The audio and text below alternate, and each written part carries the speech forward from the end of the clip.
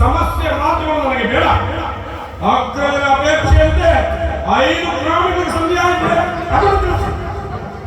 ನಾನು ಹೋದದ್ದು ಅದಕ್ಕಾಗಿ ಅಲ್ಲೇ ಭೀಮಸೇನ. ಕೃಷ್ಣ, ಈಗ ತಿಳಿಯಿತು ನಿನ್ನ ವಿಮತ.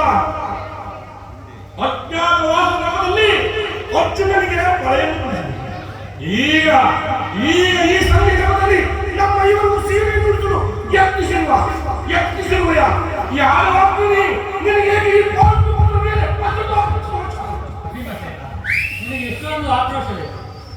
ಸಮಾಧಾನ ತಂದುಕೊಂಡು ನನ್ನ ಮಾತನ್ನು ಕೇಳಿ. ಇದು ನಿಮಗೆ ಹೆಚ್ಚಿಗೆ ಸಂಬಂಧಪಟ್ಟ ವಿಷಯ.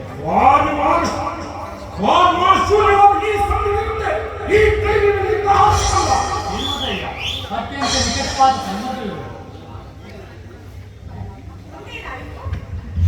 ನಿಮ್ಮ ಸಂದೇಶವನ್ನು ರಾಜಸಭೆಯಲ್ಲಿ ತಿಳಿಸಿದೆ. ಅದಕ್ಕೆ ಅವರೆಲ್ಲರೂ ಒಪ್ಪಿದರು. ಯಾರು ಒಪ್ಪಿದರು? ಭೀಷ್ಮ, ದ್ರೋಣ, ವಿದುರ ಮುಂತಾದವರು. ಆತನು ಇನ್ನು ನನಗೆ ಕೆಲಸವಿಲ್ಲ. ಈ ದುರ್ವಾರ್ತೆಯನ್ನು ಕೇಳಬೇಕೆಂಬುದೇ ನಿನ್ನ ಇಚ್ಛೆ ಆಗಿದೆ. ಕೃಷ್ಣ, ಅದನ್ನು ಚೆಂದಾಗಿ ಸಾಧಿಸಿದೆ. ಸಾಧಿಸು.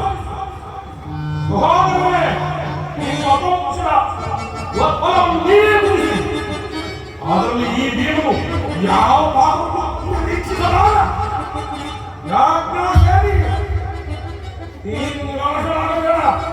ಈ ಭೀಮನು